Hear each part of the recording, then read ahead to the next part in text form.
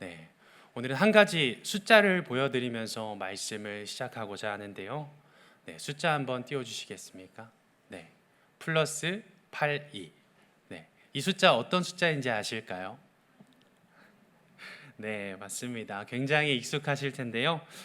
우리 어느 순간부터 휴대폰 번호를 입력할 때 국가번호라는 것을 함께 쓰고 있습니다.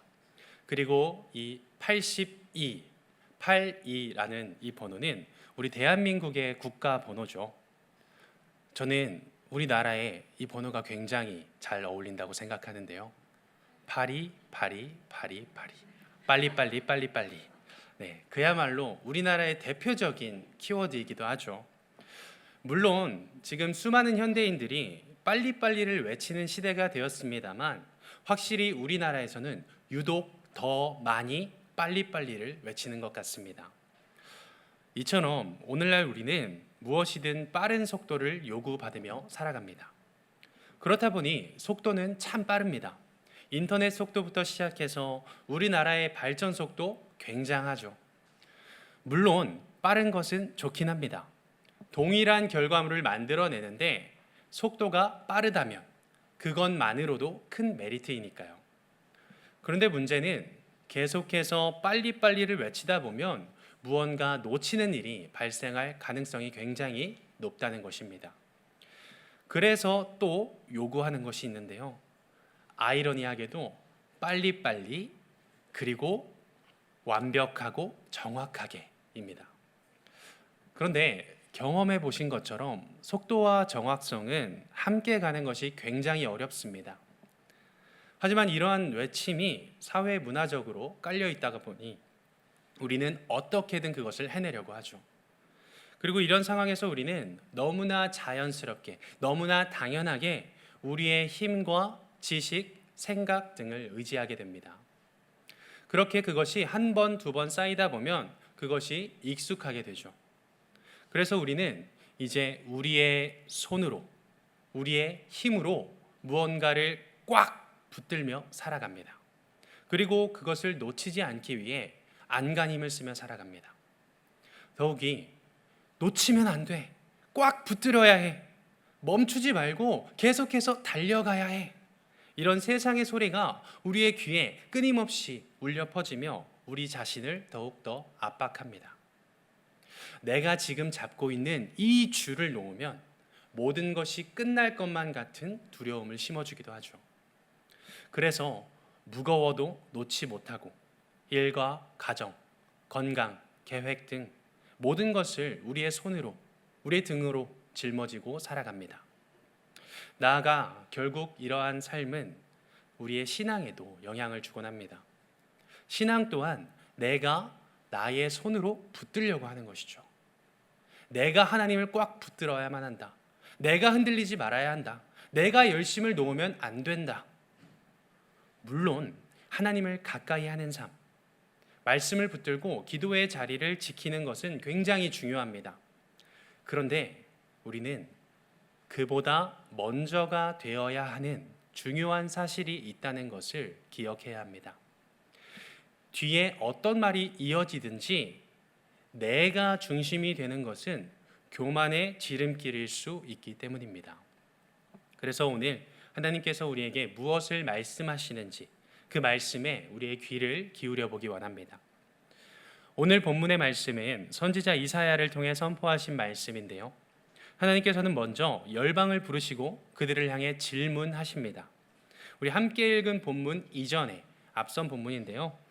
누가 역사를 움직이느냐? 누가 세상의 흐름을 다스리느냐? 이것은 결국 누가 주인인가? 누가 주권자인가 하는 물음입니다. 그리고 이에 대한 답은 이미 정해져 있습니다. 우리 앞선 본문 중에 4절의 말씀을 함께 한 목소리로 읽어볼까요? 네, 4절 말씀 함께 읽겠습니다. 이 일을 누가 행하였느냐? 누가 이루었느냐? 누가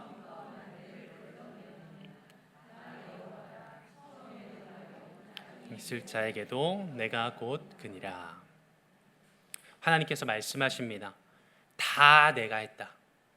처음에도 내가 했고 지금도 그렇고 나중에도 마찬가지다.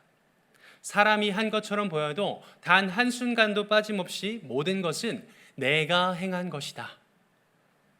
하나님께서 모든 것의 주권자가 하나님 자신이심을 표현하신 것입니다. 애초에 하나님께서 표현하신 이 여호와라는 이름 자체가 그렇습니다. 여호와는 스스로 있는 자를 뜻하는데요. 누가 만들어서 생겨난 신이 아닌 처음부터 스스로 계셨던 분, 그렇기에 모든 것을 만드신 분, 모든 것을 만드실 분, 그런 능력이 있으신 유일한 분을 뜻합니다. 그러나 이 사실을 잊은 자, 이 사실을 모르는 자는 눈에 보이는 현상이나 또 사람을 보게 됩니다. 당시에도 그랬습니다. 우리 41장 2절의 말씀을 함께 읽어보겠습니다. 누가 동방에서 사람을 일깨워서 공의로 그를 불러 자기 발 앞에 이르게 하였느냐. 열국을 그의 앞에 넘겨주며 그가 왕들을 다스리게 하되 그들이 그의 칼에 티끌 같게 그의 활에 불리는 초계 같게 하매. 네, 여기 2절에서는 동방의 한 사람이 언급되는데요. 그는 역사적으로 바벨론을 무너뜨린 고레스를 가리키지만 근본적으로는 하나님이 세우셔서 역사를 움직이는 도구를 뜻합니다. 그리고 궁극적으로는 모든 역사를 심판하시고 마침내 구원을 베푸실 예수 그리스도를 예표하는 그런 인물로 묘사되기도 하는데요. 사람들은 그를 두려워합니다. 그래서 함께 모여서 우리 힘내자, 잘 이겨내보자 말하며 서로를 격려하고 서로를 돕습니다. 마치 이상적인 공동체의 모습처럼 보이기도 하는데요. 그런데 문제는 그들이 붙드는 것에 있습니다. 우리 7절 말씀입니다. 함께 읽겠습니다. 목공은 금장색을 격려하며 망치로 고르게 하는 자는 매질꾼을 격려하며 이르되 땜질이 잘 된다 하니 그가 못을 단단히 박아 우상을 흔들리지 아니하게 하는도다. 네, 이 말씀처럼 그들은 함께 모여서 으쌰으쌰 하면서 결국 우상을 붙듭니다. 우상을 견고하게 합니다. 서로를 의지하고 격려하며 우상을 붙드는 모습. 이것이 바로 스스로 계신 자 여호와, 만물의 창조자, 만물의 주관자인 여호와를 모르는 자들의 모습입니다. 어떻게든 자신의 힘으로 자신들이 만든 무언가로 무언가를 하려고 하는 그런 사람들의 모습이죠. 직접적으로 이방 민족들의 모습이었는데요. 이스라엘 역시 이런 유혹 앞에 너무나 자주 무너졌습니다. 그렇기에 오늘 8절의 말씀, 하나님께서 자신의 백성을 지명하여 부르시는데요. 그러나 나의 종 너 이스라엘아, 내가 택한 야곱아, 나의 벗 아브라함의 자손아. 이때 하나님께서는요, 자신의 백성에게 이스라엘, 야곱, 그리고 아브라함의 자손이라 칭하십니다. 먼저 이스라엘은 야곱에게 주신 새 이름이죠. 승리의 이름입니다. 자, 그렇다면 야곱은 어떤가요? 야곱이라는 이름의 뜻은 두 가지입니다. 첫 번째, 속이는 자. 두 번째, 발꿈치를 잡은 자라는 뜻이죠. 하나님께서는 자신의 백성들을 향해 인간 스스로가 어떤 존재인지를 야곱이라는 이름을 통해 다시 한번 일깨워 주시는 것입니다. 내가 택한 야곱, 즉 하나님의 선택을 받은 백성이지만 동시에 그 이름이 가진 뜻처럼 자기의 손으로 자기의 힘으로 무언가 붙들려고 하는 자, 또한 자신도 속이고 타인까지 속이는 자, 즉 연약하고 어리석은 사람을 칭하시는 것입니다. 그러나 동시에 하나님께서는 아브라함의 자손이라고도 칭하십니다. 믿음의 조상 아브라함, 그는 그 또한 부족함이 있었지만 하나님께서는 그를 믿음의 조상으로, 열국의 아비로 세우셨습니다. 그렇게 하나님께서 오늘 자기 백성을 부르시는 이 표현 자체가 너희는 스스로 참 연약한 존재이지만 믿음으로 나와 연결된 자들이다, 바로 이것을 나타내는 표현이기도 한 것이죠. 그리고 이어서 말씀하십니다. 우리 함께 41장 9절의 말씀을 읽겠습니다. 내가 땅 끝에서부터 너를 붙들며 땅 모퉁이에서부터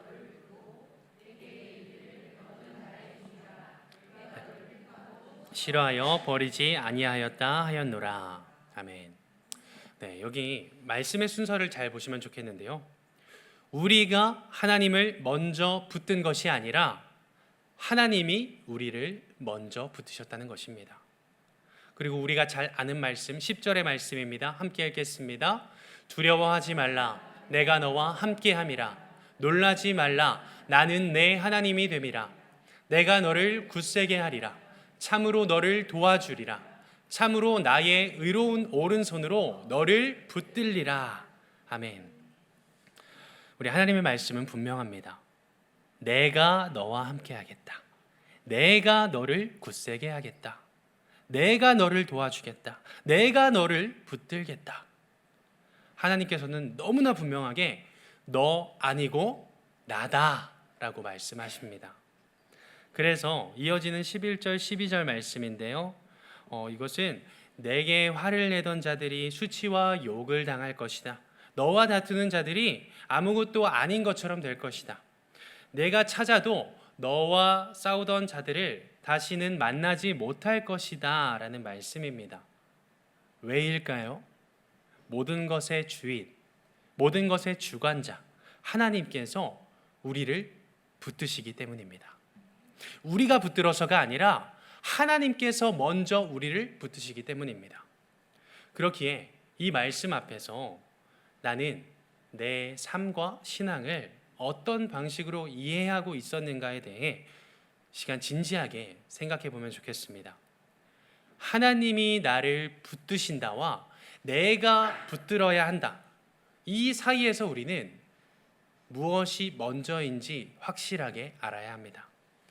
특히 신앙에 열심을 가진 분들일수록 오해가 생기기 쉬운데요. 내가 열심히 해야 한다. 내가 뭔가를 더 해야 한다. 내가를 외치게 되죠. 물론 하나님을 사랑하는 마음과 하나님이 사랑하시는 우리의 이웃들, 심지어 원수까지 사랑하기 위해 우리가 할 수 있는 것들, 우리가 또 해야 하는 것들이 분명히 있긴 합니다. 그런데 그보다 앞선 전제가 꼭 있어야 한다는 것입니다. 순서의 문제인데요. 내가 하나님을 사랑할 수 있는 것도, 이웃을 넘어 원수까지 사랑할 수 있는 것도 내가 아닌 하나님이 나를 붙드시고 그것을 가능하게 하셨기 때문입니다. 이것이 우리의 기본 세팅 값임을 우리는 기억해야 합니다. 우리 초반부에 나눈 것처럼 우리는 플러스 82, 82라는 이 번호가 굉장히 익숙한 사람들입니다. 그리고 우리 사회는 우리에게 늘 요구하죠. 속도를 내라. 멈추지 마라. 꽉 붙들어라. 그렇게 우리 손에는 하나 둘씩 놓을 수 없을 것만 같은 것들이 쌓여갑니다. 심지어 신앙 안에서도 내 손으로 붙들어야 한다는 그러한 강박에 휩싸이곤 합니다.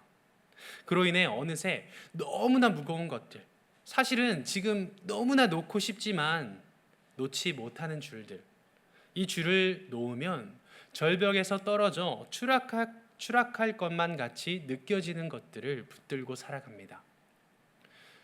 그런데 여러분, 오늘도 우리가 놓치지 않기 위해 안간힘을 붙잡고 있는 그 줄을 놓으면 정말 우리는 낭떠러지로 추락할까요? 모든 것이 정말 끝나버릴까요? 어쩌면 우리는 이미 단단한 땅 위에 서 있는데 머릿속으로는 그 땅을 낭떠러지라고 생각하면서 줄을 붙들고 대롱대롱 매달린 사람처럼 살고 있는지도 모릅니다. 사람이 갑자기 물에 빠졌을 때 실제로 발이 닿는 깊이의 물인데도 발이 닿지 않는다고 생각하면 허우적댑니다. 그리고 허우적댈수록 더 위험해집니다. 사실 나의 힘을 빼고 가만히 서 있기만 하면 되는 자리임에도 우리는 그것을 너무 늦게 깨닫고는 합니다. 그렇기에 때로는 멈추는 것이 필요합니다. 비록 우리에게 계속해서 빨리빨리를 외치는 이 세상이지만 그렇기에 더더욱 우리는 멈출 수 있어야 합니다. 우리의 걸음을 잠시 멈출 때, 우리가 붙들고 있는 것을 잠시 내려놓을 때, 그때 비로소 보이는 것들이 있습니다. 느껴지는 것들이 있습니다. 그리고 여기서 내려놓는다는 것은 책임을 버린다는 의미가 아닙니다. 결과를 쥐고 있던 나의 손을 펴고 주님께 순종하는 자리에 서겠다는 뜻이죠. 주님께서 방향을 잡으시도록 내 손으로 붙들고 있는 운전대에서 손을 떼고 주님만을 신뢰하는 것입니다. 멈추면 비로소 보이는 것들이라는 표현처럼 내가 붙들고 있는 그 줄을, 그 운전대를 놓고 멈춰서 있을 때 그제야 보이는 풍경들이 있습니다. 내가 이 줄을 붙들고 있어서가 아니라 하나님께서 나를 붙들고 계셨구나. 떨어질 줄 알았는데 나는 사실 주님의 손 위에 서 있었구나. 깨닫게 되는 것이죠. 멈추기 전에는 잘 보이지 않습니다. 내려놓기 전에는 잘 느껴지지 않습니다. 하지만 멈추면 보입니다. 내려놓으면 느껴집니다. 이미 하나님께서 내 삶에 끊임없이 일하고 계셨다는 사실을 말입니다. 이것은 창세기 15장에서 아브라함과 맺어주신 언약에도 분명하게 드러납니다. 하나님께서 아브라함에게 약속을 주실 때 당대의 관습을 따라 짐승을 둘로 쪼개고 그 사이를 지나는 언약을 준비하게 하셨습니다. 그리고 이에 대한 의미는 언약의 당사자가 그 쪼갠 고기 사이를 지나면서 약속을 어기면 이 쪼개진 짐승과 같이 찢길 것이다, 쪼개질 것이다 하고 맹세하는 의식이었죠. 그런데 하나님께서는 아브라함을 통해 언약식을 준비하게 하시고 놀랍게도 아브라함을 깊이 재우십니다. 그리고는 타는 횃불을 통해 그 쪼개진 고기 사이를 하나님께서 홀로 지나가셨죠. 어떤 의미일까요? 바로 하나님께서 아브라함에게 내가 이 언약을 어기더라도 내가 지킬 것이다. 그리고 내가 언약을 어기더라도 내가 지킬 것이다. 그 책임은 내가 질 것이다. 언약에 대한 리스크를 하나님께서 홀로 짊어지실 것을 선포하신 것입니다. 하나님의 은혜에 의한 언약은 언제나 그랬습니다. 그리고 마침내 실제로 역사는 그렇게 흘러갔습니다. 언약을 어긴 쪽은 언제나 사람이었습니다. 인간이었습니다. 그러나 찢기신 분은 예수님이셨습니다. 이와 같이 하나님께서는 처음부터 끝까지 인간의 어떤 힘이나 노력에 기대지 않으시고 오직 하나님의 붙드심으로 모든 구원의 역사를 이루셨습니다. 그래서 에베소서 2장 8절에서 9절 말씀은 우리에게 이렇게 말씀합니다. 함께 읽겠습니다. 너희는 그 은혜에 의하여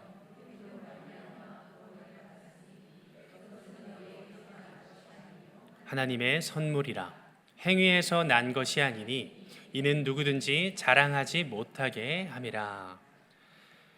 구원은요, 우리의 행위에서 난 것도 우리의 열심에서 난 것도 아닙니다. 구원은 하나님의 선물입니다. 그래서 어떤 누구도 자신의 열심을 자랑할 수 없습니다. 또한 그렇게 모든 것을 이루신 주님이 우리에게 이렇게 말씀하십니다. 요한복음 10장 28절 말씀입니다. 함께 읽겠습니다.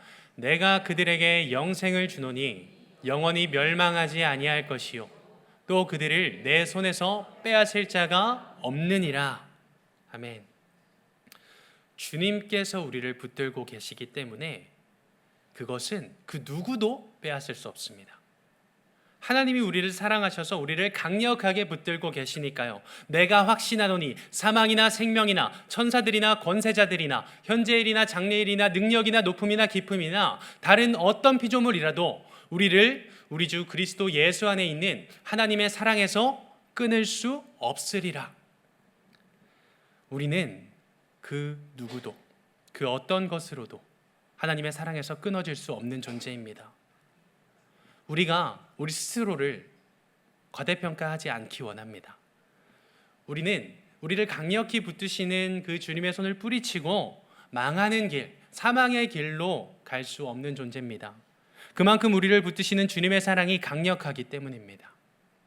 그렇게 우리는 그저 감사하며 주님께서 우리에게 하시는 말씀을 따라 나아갈 수 있어야 합니다. 우리의 손으로 무거운 줄을 잡고 있다면 우리의 등에 너무나 무거운 짐을 지고 있다면 가장 먼저는 그 모든 것을 내려놓는 시간을 통해 주님의 일하심을 온전히 경험하기 원합니다. 우리에게는 그것이 너무나 무겁고 어려운 짐이지만 주님께는 그 짐이 무겁지 않습니다. 그래서 주님께서는 우리에게 그 짐을 가지고 나아오라 하고 말씀하십니다. 마태복음 11장 28절 말씀입니다. 수고하고 무거운 짐진 자들아 다 내게로 오라. 내가 너희를 쉬게 하리라. 예수님께서 우리에게 더 버텨라, 더 악착같이 붙들어라 이렇게 말씀하지 않으십니다. 먼저는 그저 내게 나아오라 하고 말씀하십니다. 그래서 이어지는 11장 29절 30절의 말씀도 함께 읽겠습니다. 나는 마음이 온유하고 겸손하니 쉼을 얻으리니 이는 내 멍에는 쉽고 내 짐은 가벼움이라. 아멘. 멍에는요, 방향과 속도를 결정하는 도구입니다. 그렇게 예수님께서 나의 멍에를 메라 하고 하시는 말씀은 이제는 주님께서 방향을 잡으시겠다는 것입니다.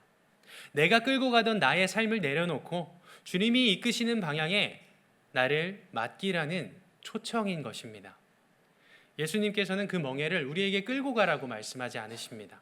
그저 멍에를 메고 내게 배우라 말씀하시죠. 우리가 힘을 주고 우리가 안간 힘을 써서 끌고 가는 것이 아닙니다. 우리가 아무리 힘을 주고 끌고 가도 1mm도 움직이지 못할 그 짐을 예수님께서 강력한 힘으로 끌고 가신다는 것입니다. 이것이 바로 순서입니다. 그렇기에 이제는 멈출 때입니다. 이제는 내려놓을 때입니다. 이제는 우리의 손에서 힘을 뺄 때입니다. 우리 찬송가 405장의 고백이 떠오르는데요. 주의 친절한 팔에 안기세. 우리 이 찬양의 가사 1절 가사인데요. 우리 후렴을 빼고 함께 한 목소리로 고백하면 좋겠습니다.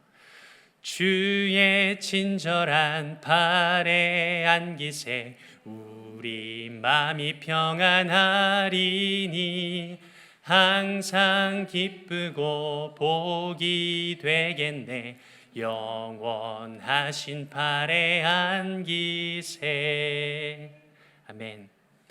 여러분, 우리의 믿음의 핵심은요, 내가 더 큰 힘을 갖는 것이 아닙니다. 그저 우리를 붙드시는 그 주님의 팔에 안겨 나아가는 것입니다. 오늘 본문에서 말씀하시는 우리를 붙드시는 그 의로운 오른손, 그 안전한 팔에 안기는 것입니다. 시작하신 분도 이루실 분도 모두 하나님이십니다. 하나님께서는 하나님께 속한 자를 그 누구에게도 빼앗기지 않으십니다. 또한 그분께서는 우리에게 모든 짐을 가지고 나아오라 말씀하십니다. 그렇다면 그 말씀을 하신 그분이 어떤 분이신가요? 앞선 본문 이사야 40장 28절과 29절 말씀입니다. 함께 읽겠습니다. 너는 알지 못하였느냐? 듣지 못하였느냐?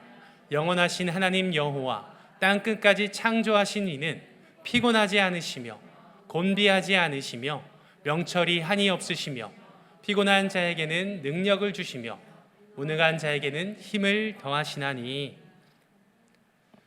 처음부터 스스로 계신 여호와 우리 주 하나님은 창조자이십니다. 그분은 단 한순간도 쉬지 않으시고 멈추지 않으시고 우리에게 모든 것을 더해주시는 전지전능한 분이십니다.